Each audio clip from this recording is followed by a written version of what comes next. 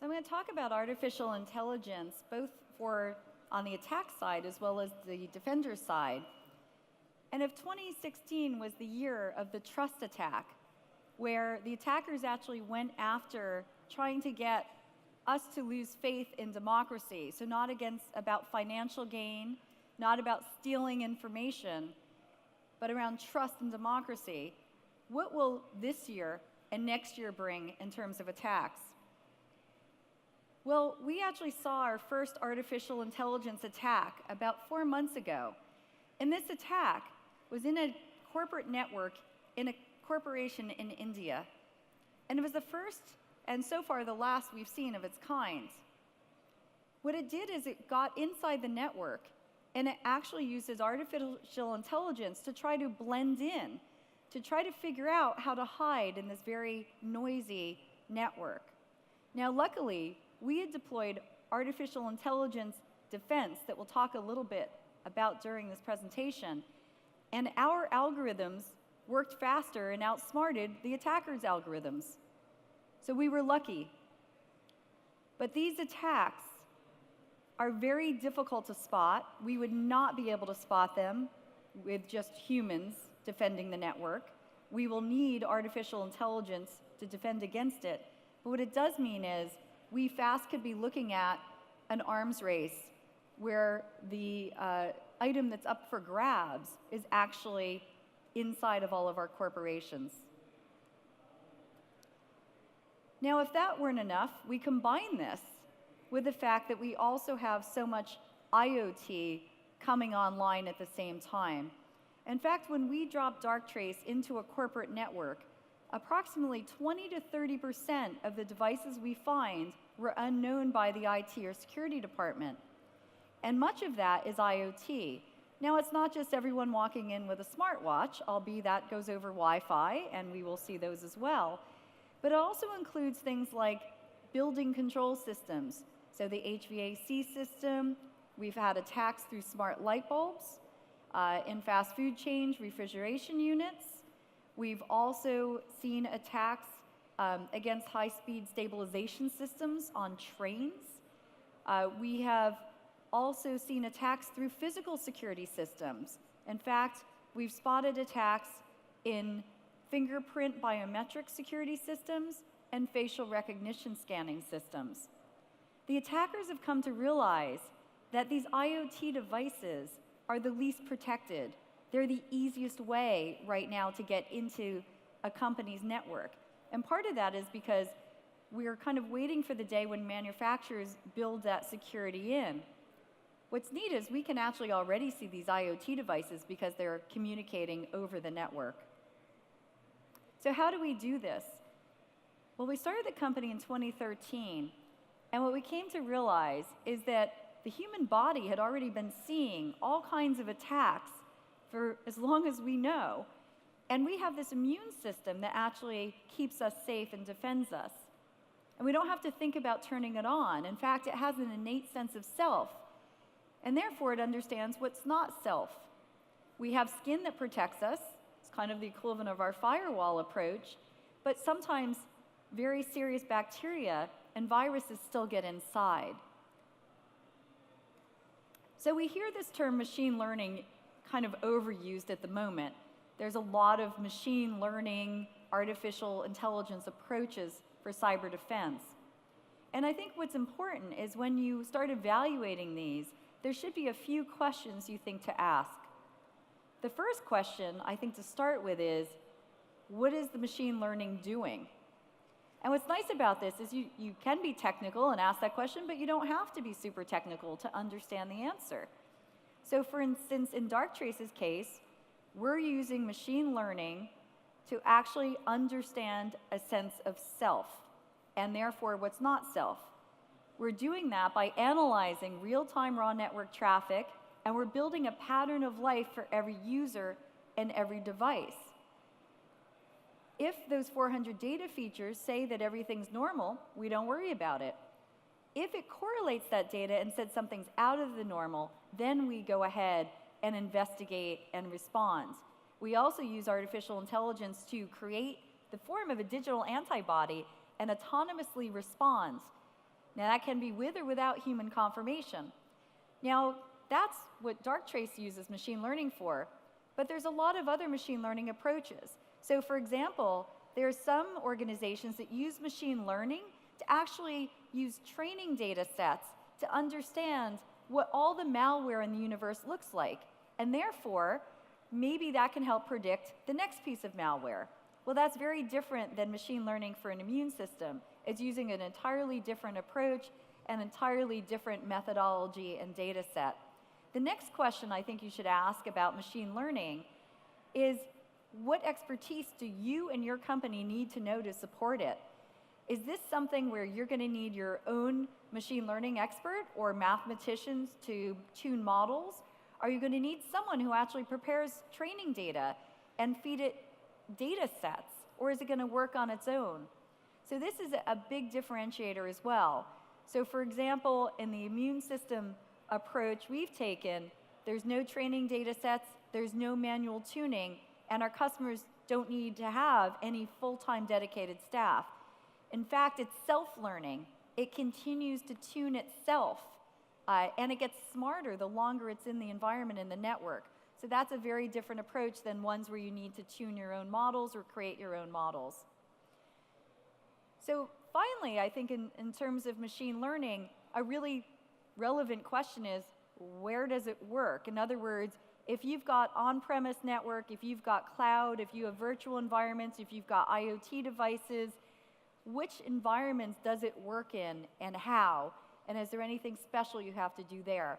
That was another area we found that was really important, is people need this stuff to be able to plug in anywhere, plug in quickly, and just work. So you'll find some machine learning approaches that may actually take months to get smart enough off of training data sets to work. Well, that's very different than just being able to plug in an environment and literally in less than an hour be up and running and be able to spot cyber threats in real time. So I'd like to give a couple examples, and these real-world examples are always kind of the exciting and fun part of what we do. So the first one was quite interesting. It's kind of an example of where we don't think of IoT, video conferencing equipment. Pretty much every company has some piece of video conferencing equipment in it. And with that video conferencing equipment, it's actually an attack target. So in this particular case, this was inside a major public corporation. They were in the midst of negotiating a merger and acquisition deal, and the attacker clearly knew a lot about the target, because what they did is they attacked the video conferencing equipment only in that one conference room where the board of directors and the C-suite had been talking about the negotiations, the deal price, and so forth. And what they did is, if they had turned on the video equipment, it would have been too obvious. So they only turned on the audio recording. They recorded all of the discussions in that conference room for 2 weeks. And they were going to stream that and feed it outside.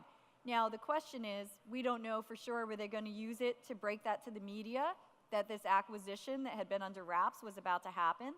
Were they going to use it for their own financial gain? That we'll never know, because luckily, as they were recording, it left an open connection to this video conferencing equipment for 2 weeks. Darktrace clustered and compared that against other video conferencing equipment in use and didn't see any other long-running open connection. So we were able to detect that this was operating different from normal. So that hopefully gives you an example of how this type of approach works. Now, what's important about that is we didn't know to write a rule, we didn't write a signature, we didn't have to spot malware or something breaking in from the outside. We were able to understand it wasn't behaving normally relative to everything else in that environment and find it before the breach happened or the real damage had been done. Now, Bitcoin mining is interesting in that usually when we hear about Bitcoin mining in the same sentence as cybersecurity, we're usually thinking, okay, someone's been hit by ransomware, and they often ask you for payment in Bitcoins. Well, this is not that case. This is a very different situation. For any of you that know something about Bitcoin mining, it takes an incredible amount of hardware processing power to manufacture Bitcoins. So a lot of people who want to get involved in Bitcoin mining and profit from it can't afford the amount of hardware infrastructure capability and processing power you would need. So in this particular case, there was a European bank, and they said, our network is not behaving normally. We've run all our normal scans and tests, and we can't find what's wrong with it. So we put Darktrace in, and this was a more complex case, so we let it run for about 2 weeks, and we actually figured out what had been going on. An attacker from the outside had broken into the bank's infrastructure, possibly not even realizing it was a bank. They were just looking for massive amounts of hardware and processing capability. What they started doing was at the nighttime shift, they started using all of the infrastructure they could get their hands on to manufacture Bitcoins. So that was a really interesting example. It had never been done or seen before. Now we've started to see this trend come into the United States.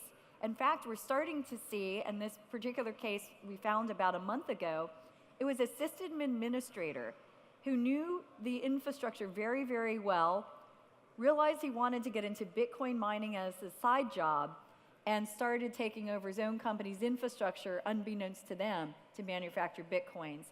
So I think this is another interesting attack because we didn't necessarily know to look out for people stealing and using companies' infrastructure, because normally we're looking for people taking data out of the network.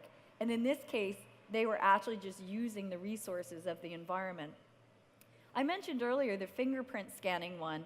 I think that's an interesting one similarly, because it wasn't actually about taking data out. It was where they actually, an outsider, bribed an employee to upload fingerprints into the biometric system to give them outside access. This was a very professional type attack. So again, when you think about cybersecurity, I hear a lot of people talk about breach events and thinking about only exfiltration of data. There's other cases where it's not about that. Now, the next one, though, is about exfiltration of data to the cloud. So we've actually had a couple use cases recently about this, and it's a great reminder that, your company is responsible ultimately for your own data and your own users, even when it moves to the cloud. So in one case, there was a data scientist. He had been employed with a company for 15 years, and unbeknownst to the company, he was about to give notice. So what did he do beforehand?